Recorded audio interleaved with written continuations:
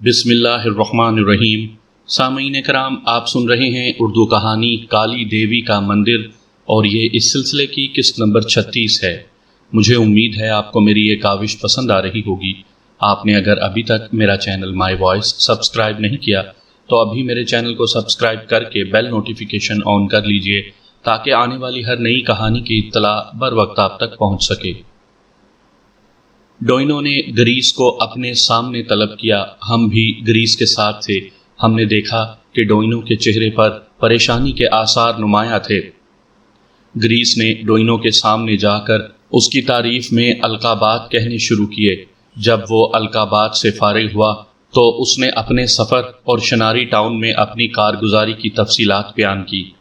یہ اس نے خصوصیت سے اور بڑی تفصیل سے کہا کہ اس نے شامبو کے پیغامات کے مطابق جوسی سے بات کی تھی اور ان سفید فاموں کو انگولی لینڈ میں آنے کی دعوت دی تھی، اور جب جوسی کا کوئی آدمی بطور سفیر انگولی لینڈ میں آنے کے لیے تیار نہ ہوا تو اس نے یعنی گریس نے سفید فاموں کو جوسی کے سفیروں کے طور پر قبول کر لیا۔ البتہ گریس نے کہا شامبو کی ہدایت پر عمل کر کے اس نے یہ شرط ضرور لگا دی تھی کہ سفید فام اپنے ساتھ وہ جادوئی ہتھیار نہ لائیں جو دھواں اور موت اگلتے ہیں۔ گریس کے اس اعلان پر ڈوئنو کے بشرے سے اس کے دماغی خلفشار کے آثار حوادیدہ ہو گئے اور وہ اور بھی زیادہ پریشان نظر آنے لگا۔ ہماری طرح گریس نے بھی ڈوئنو کی یہ حالت دیکھ لی، تاہم اس نے کچھ کہا نہیں۔ البتہ چند ثانیوں کے توقف کے بعد اس نے ڈوئنو کو بتایا کہ ایسے کوئی ہتھیار سفید فام اپنے ساتھ نہیں لائے ہیں۔ اس نے ڈوئنو کو مطلع کیا کہ ہمارے وعدے کے باوجود اس نے اور اس کے ساتھیوں نے سارا سامان کھلوا کر اور اس کا معائنہ کر کے اپنا اطمینان کر لیا تھا۔ چنانچہ اس نے آخر میں کہا اب اس بات کا خوف نہیں تھا کہ ہم انگولی لینڈ کی قدیم پیش گوئی کو پورا کر دیں گے۔ جب انگولی لینڈ میں بندوق چلائی جائے گی تو دیوتا چلے جائیں گے اور یہ کہ یہ قبیلہ نہ رہے گا۔ اپنی تقریر ختم کرنے کے بعد گریس بڑی خاکساری سے ہمارے پیچھے بیٹھ گیا۔ اب ڈوئنو نے ہمیں شاہ ہولون جوسی کے سفیروں کے طور پر قبول کرنے کے بعد دونوں قبائل میں امن و صلح کے فوائد بیان کیے اور ایک تقریر کی اور آخر میں اس کی شرائط پیش کی۔ یہ صلح اور آشتی کی باتیں تو محض بہانہ تھا، چنانچہ صرف یہ کہنا کافی ہوگا کہ ایک شرط تو یہ تھی کہ ہولون اور انگولی کے درمیان شادی بیاہ کا سلسلہ جاری کر دیا جائے، اور دوسری یہ کہ تجارت کے لیے دونوں ملکوں کی سرحدیں کھول دی جائیں، خون کا رشتہ قائم کر لیا جائے۔ جب وہ خاموش ہوا تو ہم چند ثانیوں تک بظاہر آپس میں مشورہ کرتے رہے، اور پھر میں تقریر کرنے کے لیے اٹھا اور کہا کہ جیگلر چونکہ عظیم انسان ہے اس لیے اس کی طرف سے میں بول رہا ہوں، اور میں نے کہا کہ یہ شرائط اچھی اور قابل ہیں، اور یہ کہ یہاں سے واپس جا کر ہم یہ شرائط جوسی اور اس کے مشیروں کے سامنے پیش کر دیں گے۔ ڈوئنو نے میرے اس بیان پر اطمینان کا اظہار کیا، لیکن ساتھ ہی ساتھ یہ بھی کہا کہ یہ پورا معاملہ شامبو کے سامنے پیش کر کے اس کی رائے معلوم کی جائے گی، کیونکہ اس کی رائے کے بغیر کوئی حتمی قدم اٹھانا انگولی لینڈ میں بہت بڑا گناہ سمجھا جاتا ہے۔ اس نے کہا کہ اگر ہم رضامند ہوں اور پسند کریں تو دوسرے ہی دن خود جا کر مقدس کاہن سے مل آئیں۔ اس نے کہا کہ ہمیں اس وقت روانہ ہونا ہوگا جب سورج کی عمر 3 گھنٹے کی ہو چکی ہوگی، کیونکہ شامبو بانڈی سے 1 دن کی مسافت پر رہتا ہے۔ چنانچہ ایک بار پھر ہم نے تحائف پیش کیے جو گویا اخلاقاً قبول کر لیے گئے، یعنی اس سے پہلے کہ ہم انگولی لینڈ سے رخصت ہو جائیں۔ اس کے بعد ڈوئنو نے ایک لکڑی اٹھا کر توڑ دی۔ مطلب یہ تھا کہ کانفرنس ختم ہو گئی۔ چنانچہ ہم اسے اور اس کے مشیروں کو شب بخیر کہہ کر اپنی اپنی جھونپڑیوں کی طرف روانہ ہو گئے۔ چونکہ بعد کے واقعات کا اس ایک بظاہر معمولی بات سے گہرا تعلق تھا، اس لیے میں یہاں یہ بتا دینا ضروری سمجھتا ہوں کہ ہمیں جھونپڑیوں تک پہنچانے اس دفعہ گریس نہیں بلکہ ڈوئنو کے 2 مشیر آئے۔ جب ہم ڈوئنو اور اس کے مشیروں کو شب بخیر کہنے کے لیے اٹھے تو میں نے پہلی دفعہ دیکھا کہ گریس وہاں موجود نہیں تھا۔ یہ میں نہیں جانتا کہ وہ کب وہاں سے چلا گیا تھا، کیونکہ اس کی نشست ہمارے پیچھے اور اندھیرے میں تھی۔ ہم میں سے کسی نے اسے وہاں سے جاتے ہوئے نہیں دیکھا تھا۔ کیا نتیجہ اخذ کیا تم نے اس سے؟ دروازہ بند کر دیا گیا تو میں نے اپنے ساتھیوں سے پوچھا۔ جیگلر نے صرف اپنا سر ہلا دیا اور منہ سے کچھ نہ کہا، کیونکہ ان دنوں میں وہ ایسا معلوم ہوتا تھا جیسے خواب کی دنیا میں رہتا تھا۔ لیموشن نے جواب دیا سب بکواس اور واہیات ہے۔ ان آدم خور وحشیوں کے ارادے نیک نہیں ہیں، یہ تو میں نہیں جانتا کہ یہ لوگ کیا چاہتے ہیں، البتہ یہ ضرور ہے کہ ہولون لوگوں سے صلح اور آشتی کی باتیں محض باتیں ہی باتیں ہیں۔ یہ تم نے غلط نہیں کہا، اگر ان کا مقصد محض امن قائم کرنا ہی ہوتا تو وہ اس مسئلے پر یوں سطحی اور مختصر گفتگو کرنے کے بجائے گہری اور طویل بحث کرتے، بڑی بڑی شرطیں پیش کرتے، یا سفیروں سے یرغمالیوں کے تبادلے کی بات چیت کرتے۔ اس کے علاوہ اگر ایسا ہوتا تو انہوں نے شامبو کی رائے پیشگی ہی طلب کر لی ہوتی۔ یہ بات تو ظاہر ہے کہ شامبو مختار کل ہے اور ڈوئینو اس کا ہتھیار ہے۔ چنانچہ اب اگر واقعی امن قائم کرنا مقصود ہوتا تو شامبو نے یہ بات پہلے ہی کہہ دی ہوتی، بشرط یہ کہ شامبو کوئی خیالی پیکر نہ ہو بلکہ حقیقت میں اس کا وجود ہو۔ بہرحال اگر ہم زندہ رہے تو ساری باتیں معلوم کر ہی لیں گے، اگر مر گئے تو قصہ ختم ہو جاتا ہے۔ اب اگر تم میری رائے پوچھتے ہو تو یہ کہتا ہوں کہ شامبو کو ڈالو جہنم میں، اور کل صبح جو پہلا ڈونگا مل جائے اس میں سوار ہو کر ہولون لینڈ لوٹ چلو۔ میں تو بہرحال اس شامبو سے ملنا چاہتا ہوں، جگلر نے فیصلہ کن لہجے میں کہا۔ اپنا بھی یہی ارادہ ہے، یعنی آئزن، لیموشن نے کہا، لیکن اس مسئلے پر نئے سرے سے بحث کرنا فضول ہے۔ بے شک، میں نے بے چینی سے کہا، جیسا کہ تم نے کہا، واقعی پاگلوں سے بحث کرنا فضول ہے۔ چنانچہ اب سو جاؤ، اور میرے خیال میں ہماری یہ آخری رات ہے، اس لیے بہتر ہوگا کہ خوب پیر پھیلا کر اور بقول گھوڑے بیچ کر سویا جائے۔ واہ واہ، لیموشن نے کہا اور اپنا کوٹ اتار کر اور اسے طے کر کے چارپائی کے سرہانے رکھ دیا تاکہ تکیے کا کام دے سکے۔ میں مدھم روشنی میں دیواروں کا معائنہ کر رہا تھا کہ کسی نے دروازے پر دستک دی، چنانچہ دھول اور چوہوں کو بھول کر میں نے دروازہ کھولا تو سامنے آرگس کھڑا تھا۔ کیا ہے؟ باس، آدم خور شیطانوں میں ایک شیطان تم سے ملنا چاہتا ہے۔ فونا نے اسے باہر روک رکھا ہے۔ اندر آنے دو اسے، میں نے کہا، کیونکہ اس جہنمی ملک میں بے خونی ہماری بہترین چال ثابت ہو سکتی تھی، لیکن جب تک وہ اندر رہے تم ہوشیار رہنا۔ آرگس نے گردن گھما کر سرگوشی میں کچھ کہا، اور دوسرے ہی لمحے ایک شخص جھونپڑے میں آ گیا۔ کیا گیا، باقاعدہ اندر گھس آیا۔ اس نے اپنے آپ کو سر سے پیر تک ایک سفید چادر میں لپیٹ رکھا تھا، چنانچہ وہ انسان سے زیادہ بھوت معلوم ہوتا تھا۔ کون ہو تم؟ میں نے پوچھا۔ جواب میں اس نے اپنے چہرے پر سے چادر ہٹا دی اور میں نے دیکھا کہ ہمارے سامنے کوئی آدمی نہیں بلکہ ڈوئینو کھڑا ہوا تھا۔ میں آقا روتانو سے تنہائی میں گفتگو کرنا چاہتا ہوں، ڈوئینو نے کہا، اور یہ بات چیت ابھی اور اسی وقت ہوگی، کیونکہ بعد میں میرا تنہائی میں ملنا ناممکن ہوگا۔ جیگلر اٹھ کر اس کے قریب آیا۔ ڈوئینو، میرے دوست، کیسے ہو؟ جیگلر نے کہا۔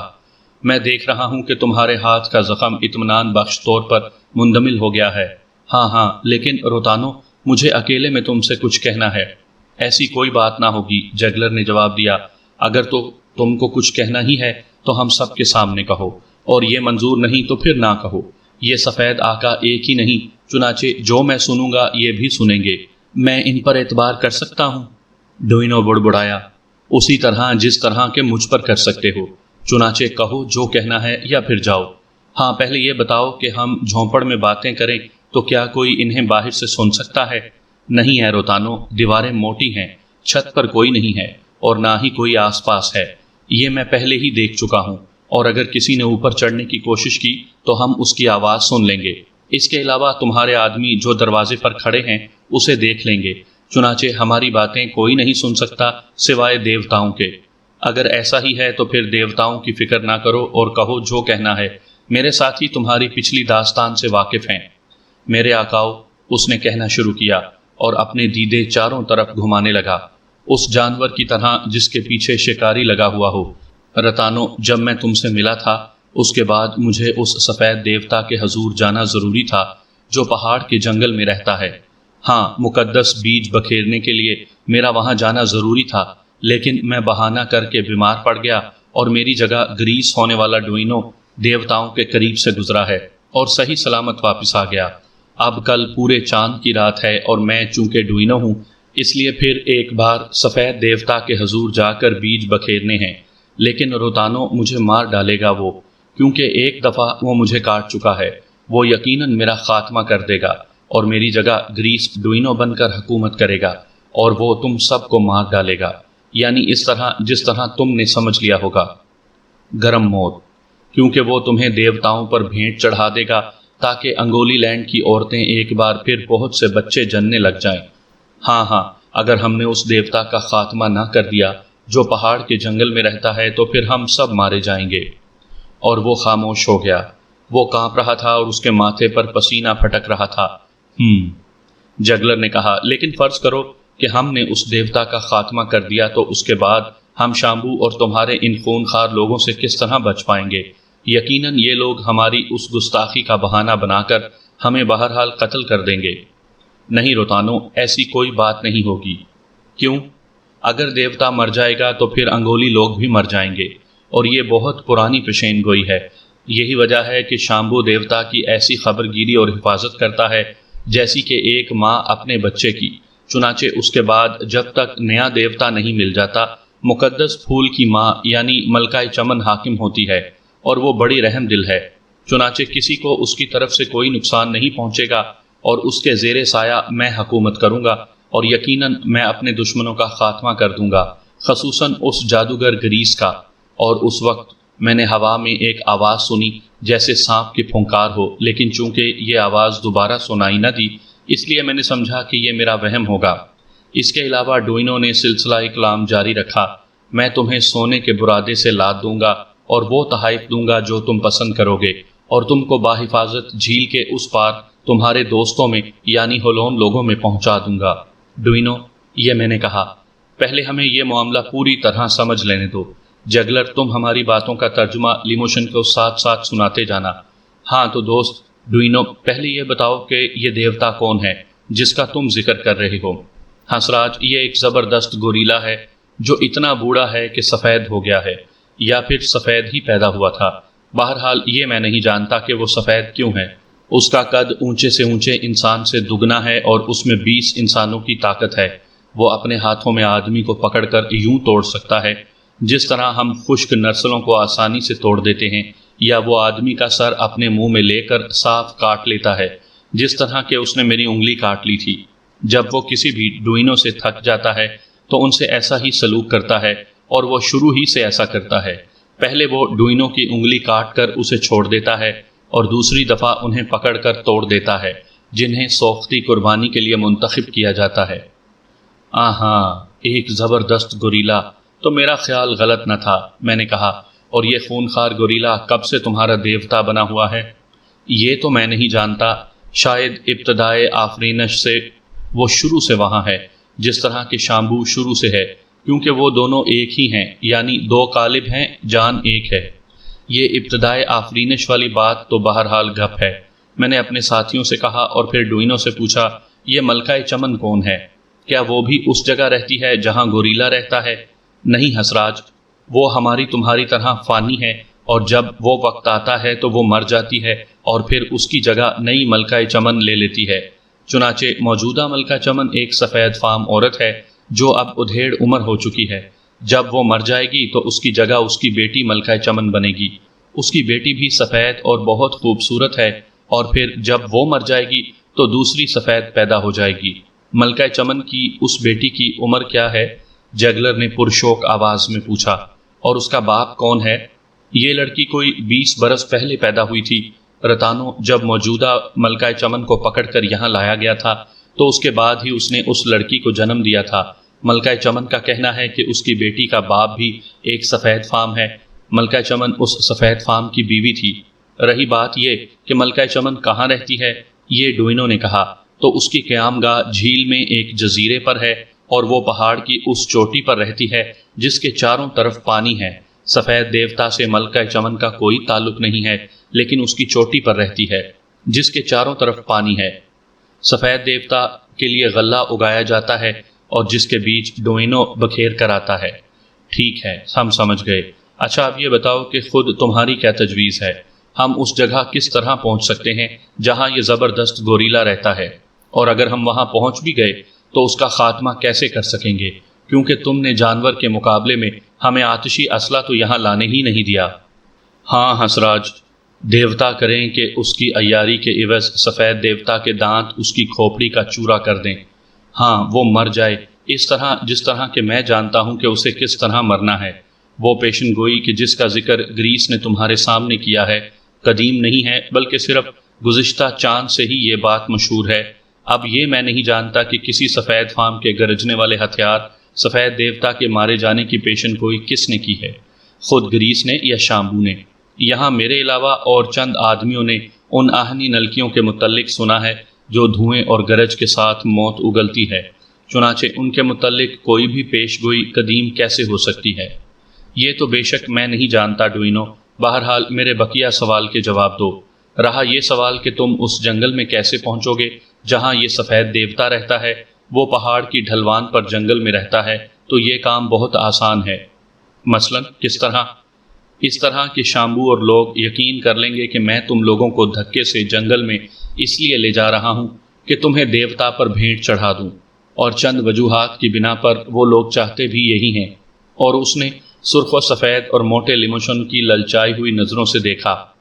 رہا یہ سوال کہ تم اپنی آہنی نلکیوں کے بغیر دیوتا کا خاتمہ کس طرح کرو گے، تو یہ میں نہیں جانتا، لیکن جب تم لوگ بڑے بہادر اور زبردست جادوگر ہو اس لیے یقیناً کوئی راہ تلاش کر لو گے۔ اس بات کو سن کر جیگلر نے اپنا سر اٹھایا اور آنکھیں کھول دی۔ بے شک، وہ بولا، ہم کوئی راہ تلاش کر لیں گے۔ چنانچہ ڈوئنو تم فکر نہ کرو، ہم اس زبردست گوریلا سے نہیں ڈرتے جسے تم دیوتا کہتے ہو اور سمجھتے ہو، تاہم اس کی کوئی اجرت ہونی چاہیے۔ اجرت کے بغیر ہم اس گوریلے کا خاتمہ کرنے اور تمہاری جان بچانے کی کوشش نہیں کریں گے۔ کیا اجرت چاہتے ہو تم؟ ڈوئنو نے بے چینی سے پوچھا۔ بیویاں اور مویشیاں؟ نہیں، بیویاں تم کو چاہیے نہیں، رہے مویشی تو تم انہیں جھیل کے دوسری طرف لے جا نہیں سکو گے، یہ ناممکن ہے۔ البتہ یہاں ہاتھی دانت اور سونا ہے، اور یہ دونوں چیزیں میں دینے کا وعدہ کر چکا ہوں، اور کچھ نہیں ہے میرے پاس جو پیش کر سکوں۔ ہے ڈوئنو، ہے۔ تو پھر تم ہی بتاؤ کہ کیا ہے تمہاری اجرت؟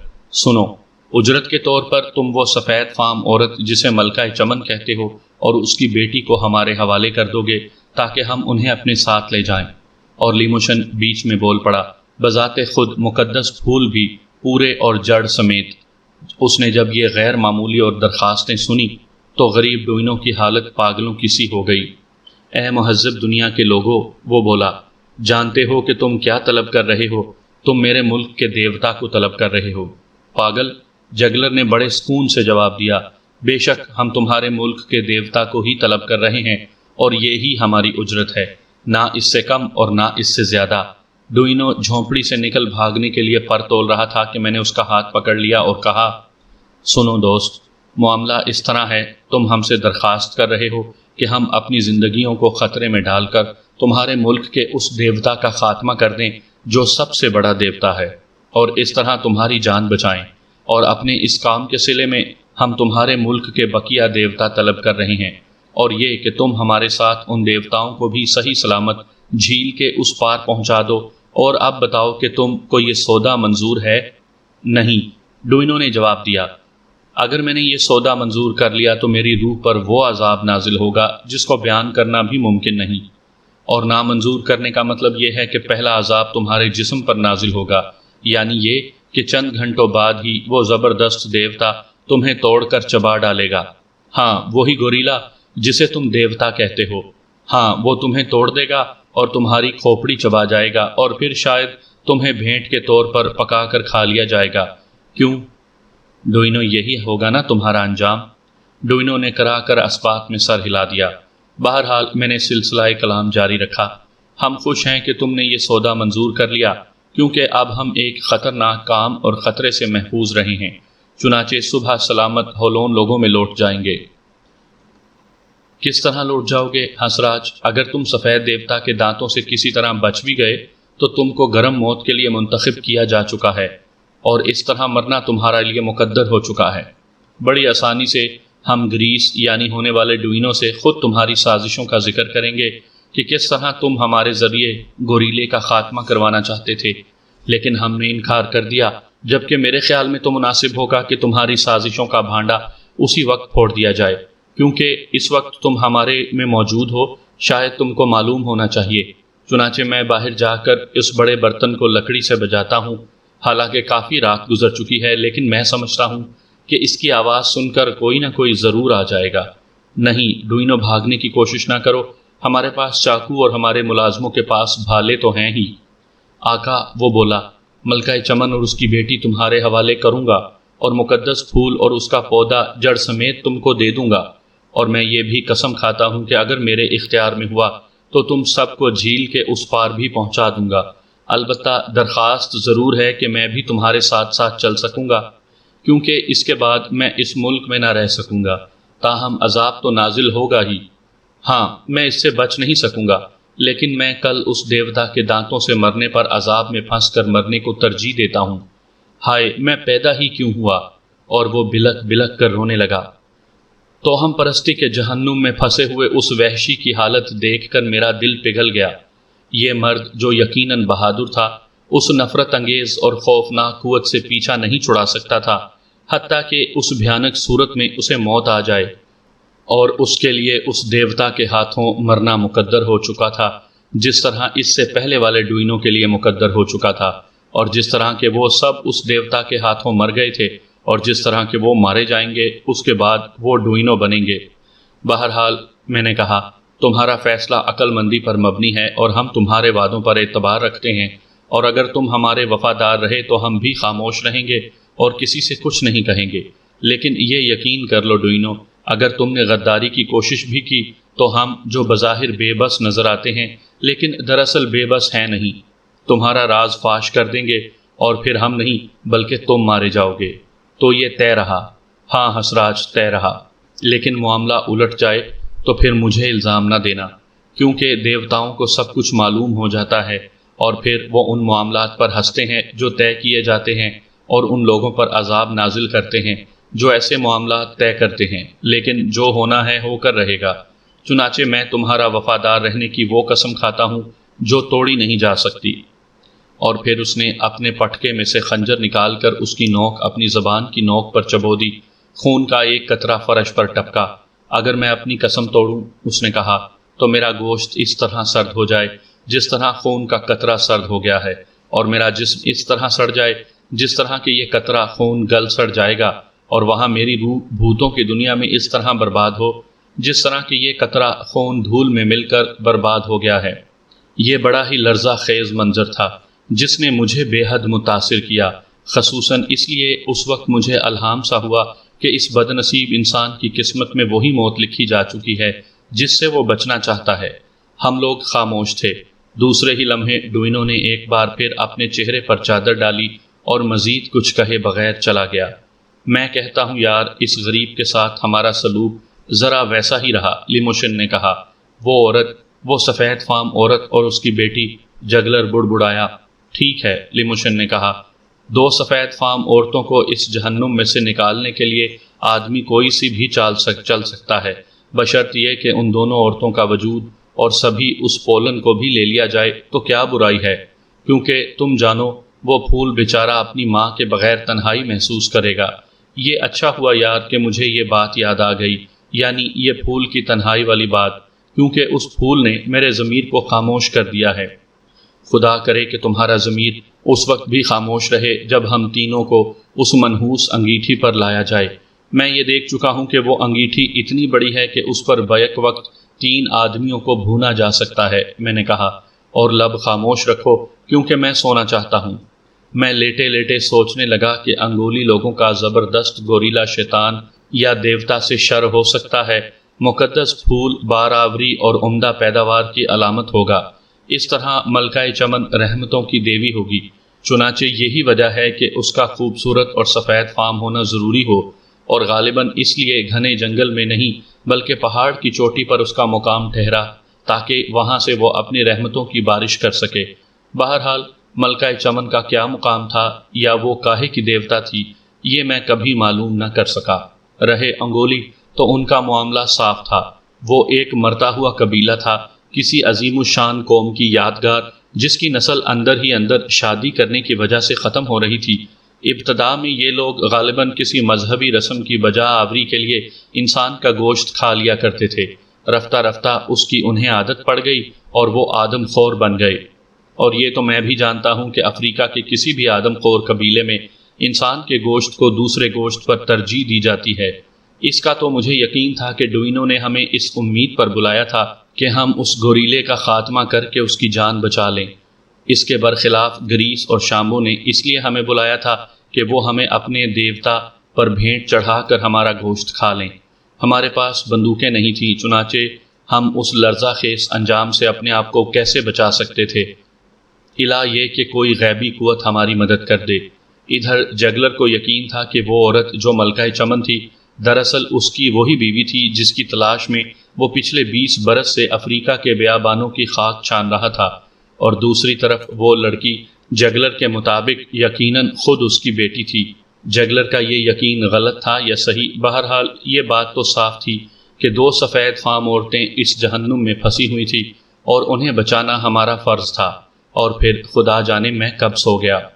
دفعتاً میری ایک آنکھ کے بند پپوٹے پر چیونٹیاں سی رینگنے لگیں اور میں نے آنکھیں کھول دی۔ سورج کی ایک کرن سیدھی میری آنکھ پر پڑ رہی تھی۔